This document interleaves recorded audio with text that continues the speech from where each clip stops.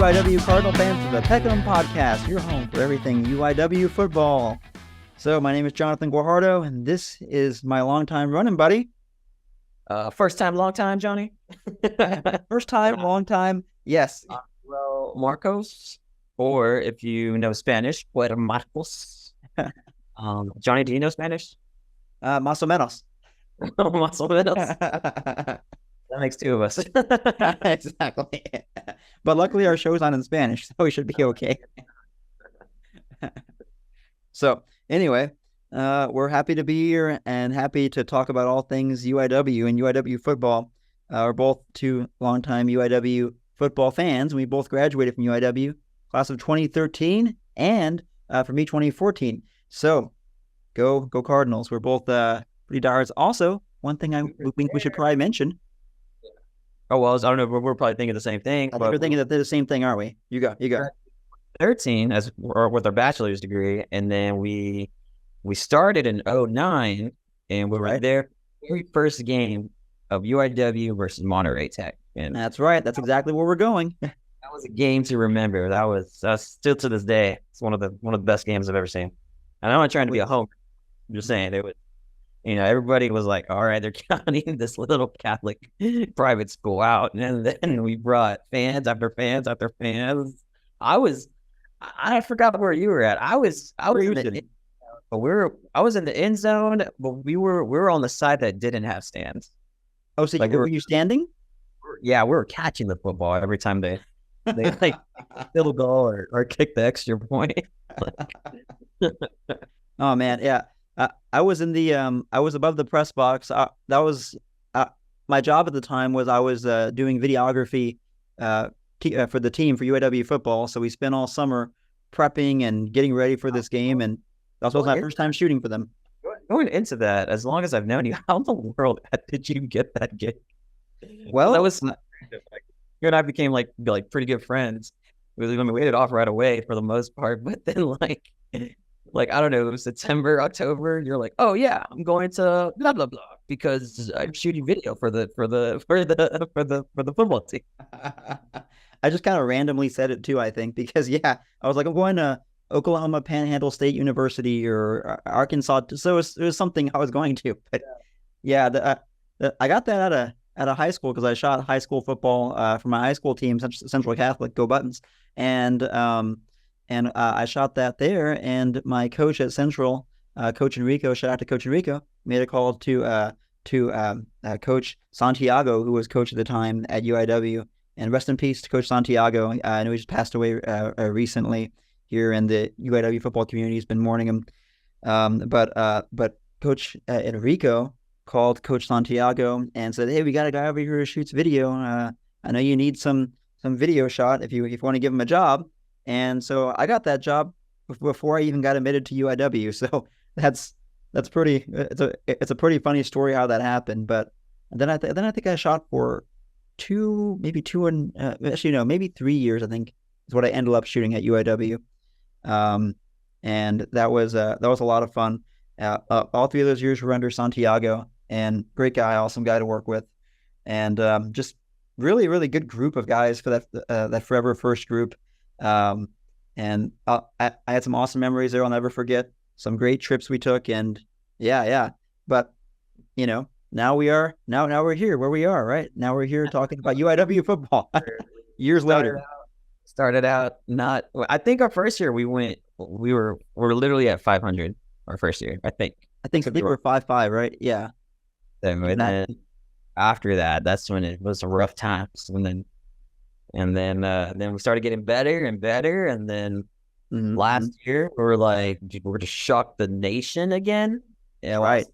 And then we did, and we ended up going to the Final Four. We got such an amazing group of guys that were on the field, and this year we it's a little different, but we still got a lot of really great guys that we'll talk about. And off the top of your head though, this season, what do you think the record's going to be?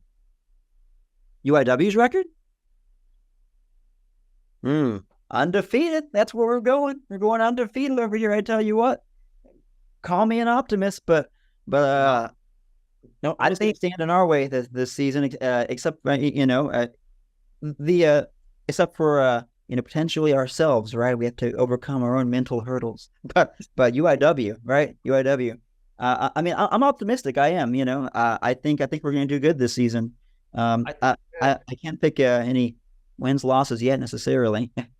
think I think I think we're gonna. I would love for us to go undefeated.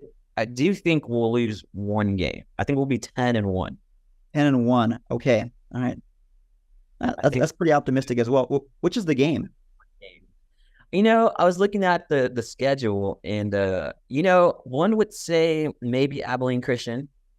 Really? One would say maybe Southeastern Louisiana University. That's probably our But toughest you know one. what? I'm not gonna. I think we're gonna win those two games. I think what's gonna happen is we're gonna lose. It's just gonna be one of those bad games. I don't know where it's. All season, I'm probably gonna pick UIW to win, but I Yeah, think it's those two games for sure. Those two games, I'm going for UIW. Every game, I'm going for. Those two are gonna be some of our toughest opponents. But I feel like one game where it's just gonna be like, a team that's like 1-7, and we're gonna be their number 2 for some reason, yeah. And I think that's where the one's gonna come from. I mean, I think that's what's gonna happen.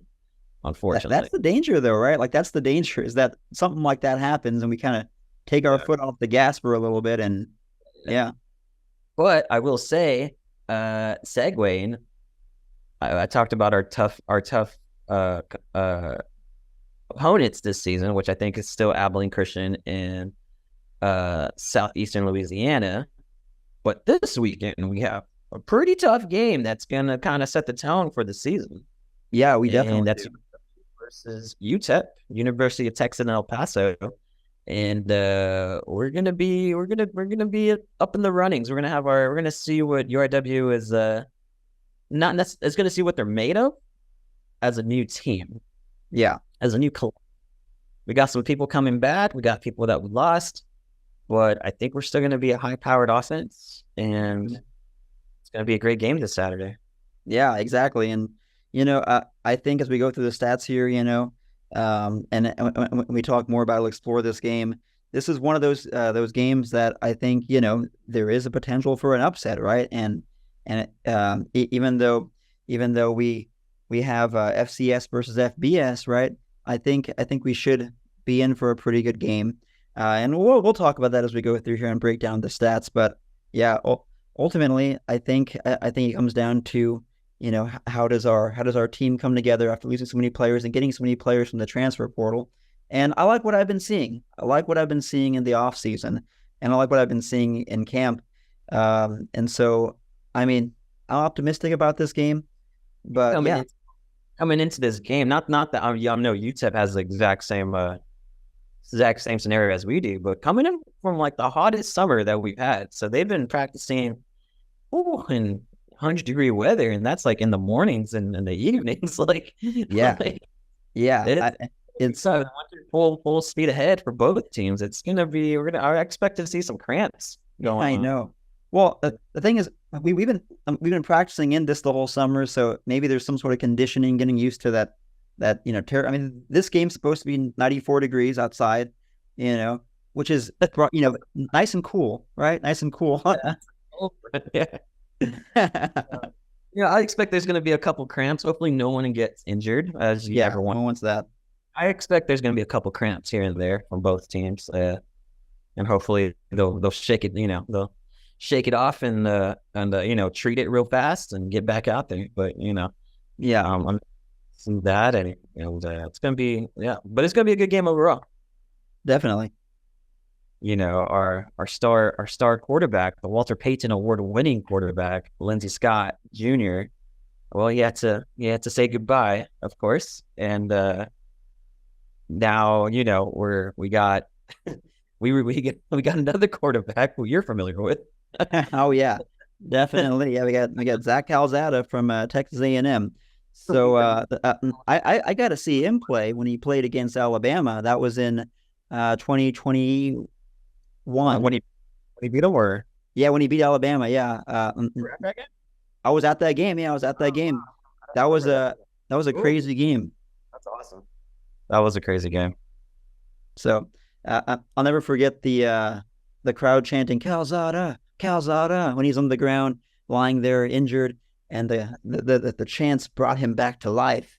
And then he came out and led the drive down, corner pass, and after that, the rest was history with the field goal later on to win. But yeah, really interesting game. Well, you came from two big schools, Texas A&M and Auburn, right? Auburn, yeah. Yeah, and man, it's going to be interesting to see what he does this season. Because whenever he was in Auburn, he didn't play at all. Yeah. Like for the whole season. So he's going to be, I'm not going to say there's rust, because obviously he kept in shape. Obviously, he was working out. Obviously, he was part of the team. Now he's coming over here, and he's our number one quarterback. So I wouldn't say there's going to be rust this weekend, but I think there's going to be, some minor flaws here and there. But yeah, and overall, I've seen. Yep. I know. I'm just saying overall, I think he's still going to do pretty good. We lost a couple of our top wide receivers, but we also got a couple of receivers that were on their way up last year. Brandon Porter and Jalen Campbell. They were rising stars last year. Brandon Porter, actually, he played 11 games and 601 yards and 6 touchdowns. His longest one was 54-yard touchdown. Or 54 yards. Yeah, and Zach Lasada has an arm too. So yeah, he should be able to sling it to those guys, no problem. I mean, Lindsey Scott had an arm, a crazy arm, and but he also had a ton of weapons to work with, and the wide receivers. So I think dropping Zach Calzada into this offense, new quarterback. We also got a new coach too, Clint Killow, former associate head coach or assistant head coach for UIW last year, and someone who's been on the staff, has a history with the program, used to be a player at UIW, and that's one thing we've been looking for is consistency. We're looking for a lot of consistency in the program in terms of coaching. They're consistent in getting these transferred guys. Oh, that's for sure. Yeah. What's our transfer portal total right now? This year, 20. I don't know about total, but this year we got 20 FBS players transferred in. Man, yeah, that's one of the top, I think, right? In Southland or in the nation. And then we had 15 players that left for FBS. Yeah, so we have 50 players leave and 20 coming in. So we have 5 more who literally came in from the ones that left. But just the way the game goes, and that's UIW has been ranking up and up and up the past few years, and honestly, it's because of the transfer portal. Yep. And but it's always the next man up, because I know we were and I think this year we still are, but we were a high-powered offensive team last year. Oh yeah, didn't matter if Lindsey Scott was running it or throwing it. Like, we lost our top 2 wide receivers, and we still got, like I said, we got Brandon Porter, who last year came in, and he was our 3rd receiver, and he still had 601 yards and 6 touchdowns. And then we got our number 4, so he's going to move up to that number 1 spot. And then we had our number 4 receiver, Jalen Campbell, and he had 399 yards and 6 touchdowns. So and his longest reception was 83 yards. So I think next man up with the Cardinal word, and I think we're still going to be good. Oh, and then we got and then we got another transfer as our running back, who our number 1 running back is going to be, which is Trey Sig. And I think he's going to blossom into a really good role here. And maybe he might blossom into what I know he's the running back, but what in the running game, what Lindsey Scott did for us last year, Yeah, no, definitely. I'm interested to see, how this offense develops. UIW has been an air raid offense for quite a while. You had Eric Morris, who was very much a disciple of the air raid, coming from Texas Tech, having played under Mike Leach. And then we went to G.J. Kinney, and he also continued the tradition of the air raid and did it very well. Only year, I mean, so well, he was only here for a year, and now he's off coaching over at Texas State, you know. So, and a lot of our players over there with him, you know. So this, it seems like every season we've had to kind of put together a new coaching staff a little bit, in addition to, you know, adding some players to the rosters. I'm interested to see how that goes. You know, having Calzada as our QB definitely adds some confidence, you know, and having a really, really good a trio of receivers is going to help as well. Yeah. And also, I mean, there's one thing no one really thinks about, but it's not just Zach Calzada. We're pretty deep at quarterback right now. That's something that, you know, we're pretty deep at, and it provides some comfort to me, because Calzada, and one of the reasons he didn't play at Auburn, because he was going through injuries, you know, and he was kind of injury prone at A&M too. But I know we got a pretty good backup room. So we got Richard Torres from Nebraska and Ryan Stubblefield from Eastern Carolina. And so I know this is going to be, that's going to provide some cushion to us and some comfort for the team, I think, as well, because these are both accomplished quarterbacks we have kind of backing Calzada up. So, but I mean, you know, I think it's a very different competition, you know, going from SEC play to going to Southland. So there's always the potential that Calzada could come out and just be running through everyone, passing over everyone, doing all that. But I think after seeing interviews with him, he seems very, you know, very focused and very. I watched, I think it was a KSAT interview with him, and he definitely seemed like, you know, he's very locked in for this season, you know, and he's very, very kind of ready to go. Yeah, he seems really hyped. Even when he announced he was coming, he was.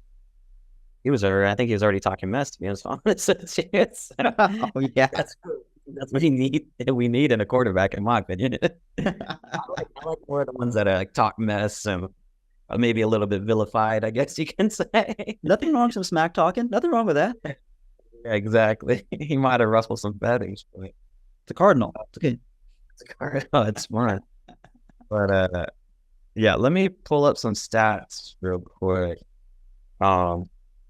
Yeah, from Zach Calzada, from what he did the past couple of times, or I guess past seasons that he played. Yeah, because theoretically he's only played in 2019, 2021.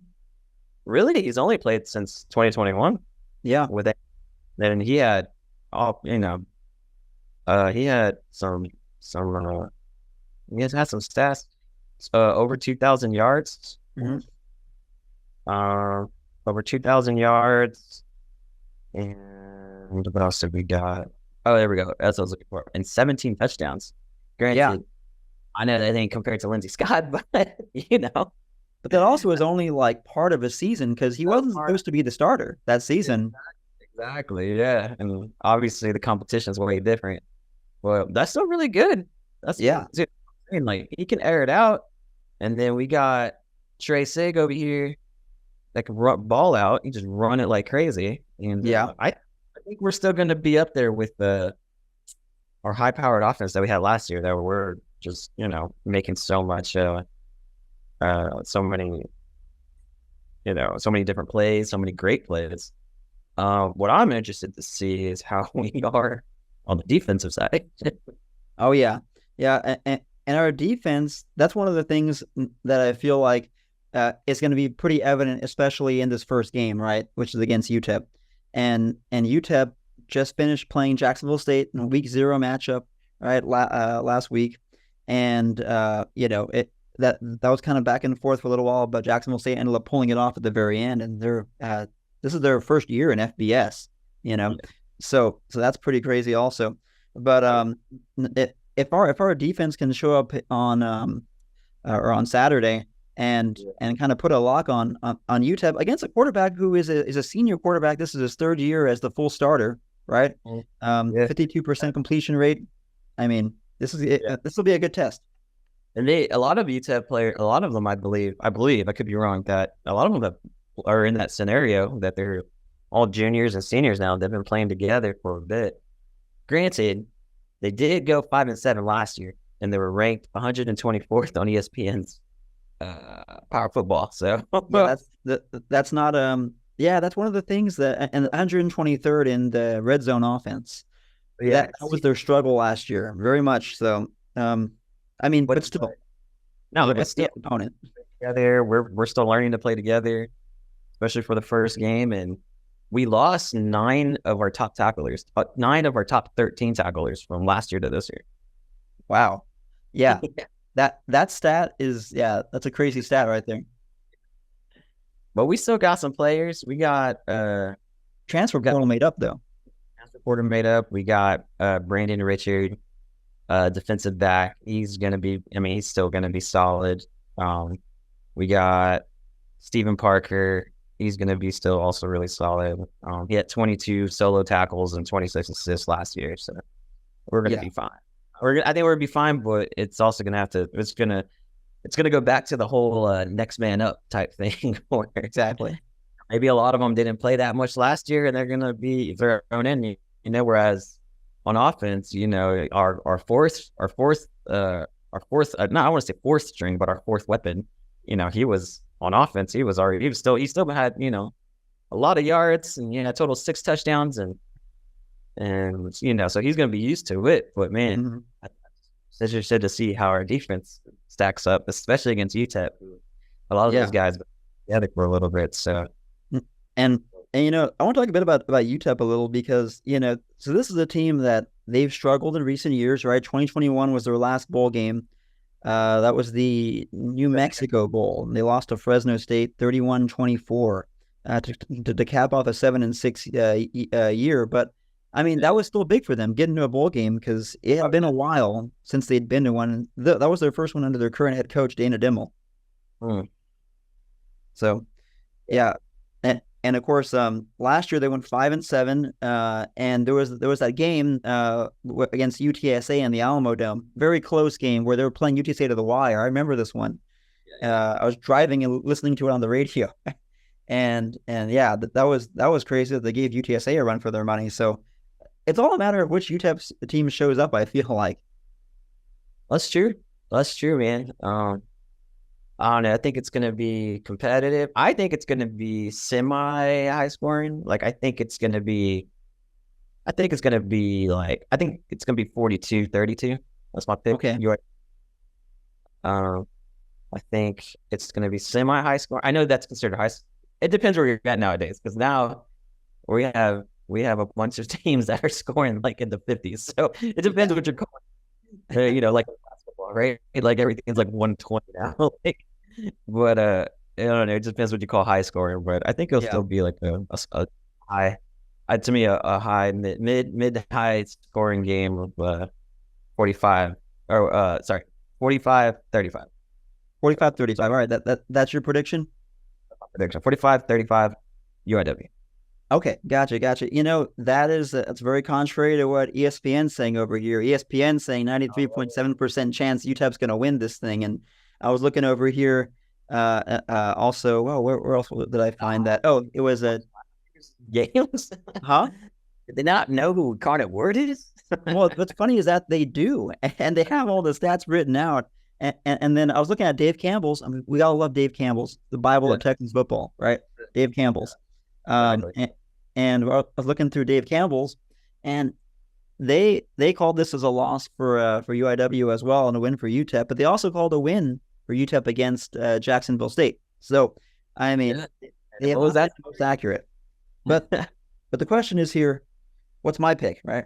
So, pick. All right. So I'm calling it. I also do think that it's going to be a high scoring game as well. Man, this is a tough one for me because I think it's going to be high scoring, but maybe not that high scoring. I think UIW's defense is going to be pretty solid this year. And I think even against an FBS opponent, with this much experience, I think they'll show up. So I mean, it's still pretty high, but not as high as yours. I'm going to go with 35-32 UIW. 32. Okay. Yeah, you got them by 3, huh? Yeah. I think it's going to be a close game. I think it's also going to go back and forth for a little bit. I mean, that's something that, I mean, they're still an FBS opponent. They're playing at home. They're pretty upset after a loss to a FCS to FBS opponent, and but yeah, I think we're going to pull it out. I think it'll be back and forth for a bit, but they're all counting us out. You know what? So let's count us in. That's what, I mean, it's our podcast anyway, right? So Exactly. We're counting in. Exactly. I will say, though, also to the fans of UTEP, nice people. yeah, great guys. Nice people. I don't know what it is, but they're like, because a lot of them are like, it's going to be a really tough game. Because I know, man, our fair share from the beginning in 2009 of football to, man, even to early last year before this season, man, it'll be fans from all over the place. They're like, UIW. People think UIW is going to compete and this and that. And they go and beat Abilene or SFA or anything or something. I don't know. What? Yeah. These people that go and just talk all this mess and they'll be getting yesterday. Talking yesterday, and we were looking at Twitter X or whatever you want to call it nowadays. Whatever you want to call it, yeah. And they're like, just a bunch of UTEP fans that are like, man, Cardinal like still going to be really good, and they're really like, man, it's going to be a great game. So we need everybody to come out, cheer them on, cheer UTEP on. And I was like, so part of me was like, I like it, but I was also like, I want to go to war, I want to go to war here. Come on, but man. I've met so many good UTEP people. Like one of my good friends over here in College Station, or formerly in College Station. Now he's up in Houston. But he went to UTEP, and I was talking to him, and he's like, yeah, like y'all's team is really good. Like UIW, honestly, I think y'all could pull it out. And I was like, yeah, and I'm like, I appreciate that. Yeah, thanks, man. And he's like, yeah. I mean, just really, really good team y'all got. And I'm like, thanks. And I'm like, man, well, I can't even talk smack to him because like him and I are just talking nice about football, and that's very different. You're right. From sometimes we get when we're talking to people from SFA or Sam Houston. Well, Sam Houston's now FBS, but yeah,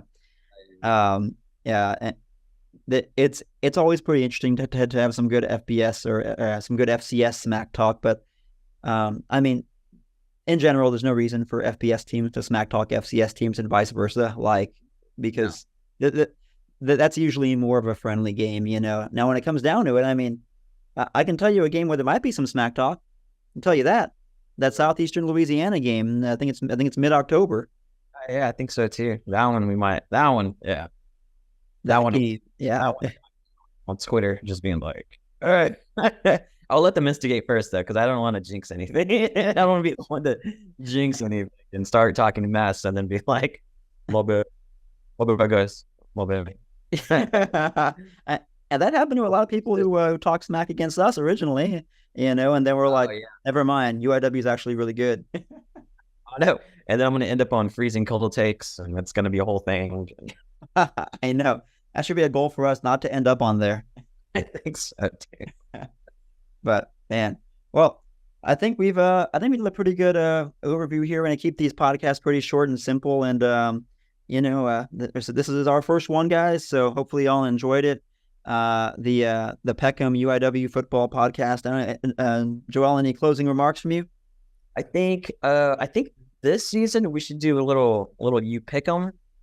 Oh, as much as I would love, maybe later down the line we will do it. I'm not sure for FBS. Like, all right. Maybe. Unless you want to do it today too, we can do it. But I was thinking doing a couple games for FCS. All right, let's do some FCS picks. I'm down. Okay, cool. So the first one, which is actually surprisingly, I thought a different game would be there. Will be the game of the week, but it's not.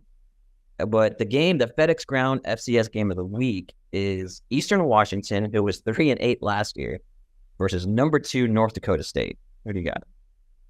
Oh, you got the national runner-ups in this, and we played them in North Dakota State. So, up in North Dakota in Fargo. So I'm gonna have to go with number 2 North Dakota State and continuing their winning streak. All Well, I right. guess beginning it again because they did lose to South Dakota last year, so South Dakota State. All right. Well, I'm going with them as well for that very reason. There's another game that's going to be semi-interesting, I think. Um, that's going to be semi-interesting, and this one is number 23, Northern Iowa, who was 6-5, at Iowa State, who was 4-8. Ooh, this is a tough one because this is FCS versus FBS, right? And these are two in-state kind of rivals here. I mean, Yeah. UNI is 6-24 all time against Iowa State, right? So like, that's pretty crazy. Anytime there's an FBS, FCS, and 3. You forgot that part. There's been and three, yes, 3 ties. Let's not forget the 3 ties. I'm gonna go Iowa State. You're gonna go Iowa State. I'm gonna go Northern Iowa. All right, there you go. This is an FCS show after all. Shock the nation. Shock the nation pick. Everybody's gone with. Even if anybody's watched Division III football. If anyone's watched that movie, please let us know because we thought we're the only ones who have ever seen that movie. So, Andy Dick. So this one's going to be pretty good. We got Merrimack, who was 8-3 last year, not ranked, at number 5, Holy Cross. Yeah, this is a tough one too. Well, Holy Cross, their mascot is the Crusaders, which was UIW's former mascot. So, I'm going to go with Holy Cross on this one for that reason. Quarterback put up some numbers last year too. Yes, they were no joke last year. Oh yeah, he reached 2,000 passing yards, over 2,000 passing yards, 1,000 rushing. It's a lot. And they made it to the playoffs as well, I believe. So yeah. You're going with Holy Cross? Yeah, Holy Cross. All right, I'm going with Merrimack. Oh, all right. Okay. Sorry. Okay. And okay, there's this one just to have. This one we're just gonna have just to have. Tennessee State at Notre Dame. Oh man, this is a real tough one, man. I'm not sure about this one. It's one of those games that. Do we want to shock the nation on this one? I don't think that's gonna happen. Coming off Notre Dame, a team who just destroyed Navy 42-3. Yeah, I'm gonna. As much as I want to go Tennessee State, we're gonna have to go Fighting Irish in this one. Okay. Okay. Here's another one. Prairie View A&M. They were 6-5. They're unranked, and they're at Texas Southern, and they're unranked. And I'm kind of a Prairie View A&M fanboy. They're so close to us over here in College Station, and they're part of our system.